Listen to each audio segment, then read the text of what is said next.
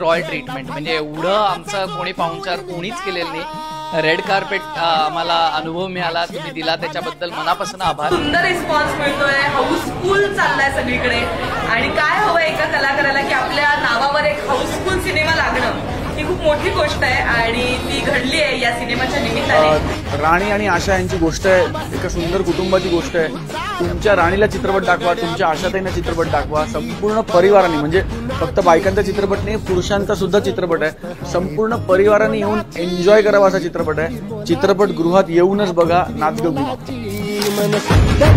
गोष्ट आहे पृथ्वी बोलाची, तू चाल पुढं तुला रगाड्या कशाची परवा हवी कुणाची।